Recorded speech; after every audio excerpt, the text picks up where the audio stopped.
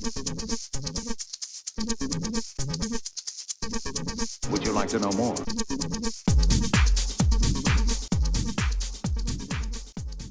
Welcome to the Warmaster Podcast, episode 24 of Adventures in 3D Printing Land. Today we're going to be talking about the dials of the Forest Dragon Vampire Count 10mm range. These are the cheap as chips, although not quite as cheap as they used to be. 330 Cavalry. They used to be 30 points. They got a third increase to 40 points. They're probably still undercosted. On the plus side, you can only take 4 per 1,000 on this list. It's not the insanely ridiculous 6 per 1,000 that a couple of army lists have. Will they stay for 4 per 1,000? Probably. Will they stay at 40 points? Who knows? Who knows? If you get these into the flank, the 12 attacks they do, and the fact that they're only generally taking a couple of attacks back, I mean, anything in a flank can do ridiculous amounts of work. And if you put these in a flank of a unit of knights, they're going to win quite easily, just using math. So anyway, we've printed off a couple of units of these to go for my list, and so we'll just go through and have a look at the prints. Excellent stuff here again. His flesh work really is very nice indeed. There's got some, what's this here? Is that fur, or is that meant to be some kind of lesions?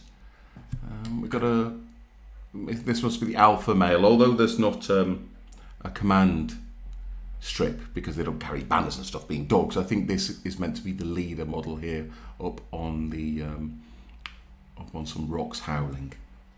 Oh. Yeah, so as usual with the Forest Dragon stuff, it's really nice stuff. It printed really easily, came pre-supported, little bit more difficult than the Knights to get off the bases, even using my hot water methods. So a few damaged bases, but nothing unrepairable. Now again, I've left some of the supports in. Look at that wound work there, that's really nice. Okay, let's have a look at the next one. So we've got 6 stands here. Oh, we've lost a helm there, look at that. That's what I'm talking about with the support. So this is, I was trying to take the supports off while it was still wet and warm, and I've obviously pulled an arm off here when I've been going at it a bit heavy. I think there was quite a big connection, so maybe it's like this one here where you can see it goes up and it splits into 3 or 4 supports, like a tree of supports onto the paw here. And when I've gone to cut the paw off, I've got a bit overzealous and I've lost his paw, the front of his paw. That may be something I reprint, or it may be something I just kind of shrug my shoulders and get on with. There will be battle damage with all miniatures, so that may be something. It's a shame it's on the outside. I'd have preferred it if the damage was on the inside hidden away, but it is what it is. You can see where the base split here when I was trying to get it off. I don't know why that is. It looks braced over the top, so maybe again, sometimes it's just got to, when you put the pressure through, it just finds like the path of least resistance. So nice looking models. We've got number 3 here.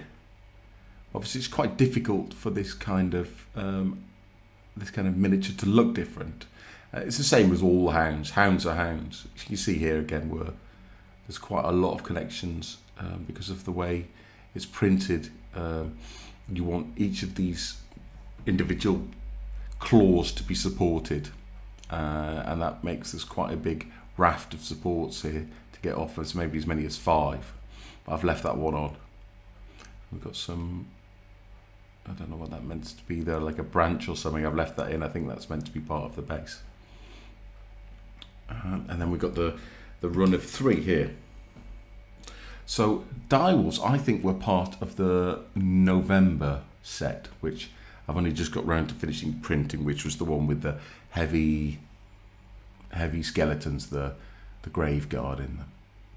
So we'll just go along the line here, having a look at them.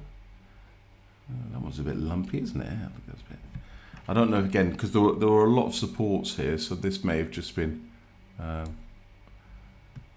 what's left after you cleaned up all the supports. The cleaning of supports, I mentioned this a few times in the video, especially on like my 6mm nids. I'm preparing, oh, I lost another bloody pore here, look. I've only just seen this one. Another pore here.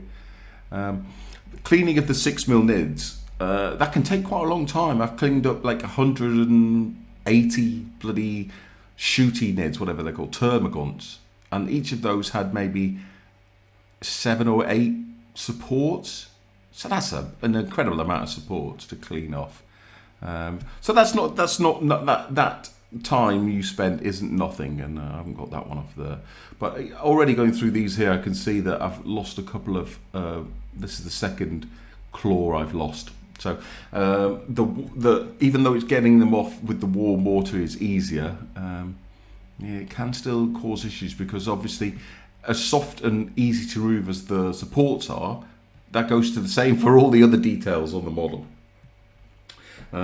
So that's our 6 different stands of dire wolves. Great pieces in the game. I tend to only run a couple of units of them in vampire counts because they've got enough chaff. And they're there to do 2 jobs. 1, to pad the break a little bit.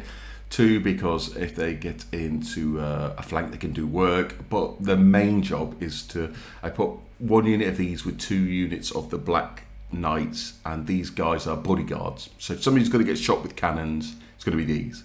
If somebody's getting shot with missile, I'm probably going to let the knights get shot with missiles, just regular bows and arrows and stuff.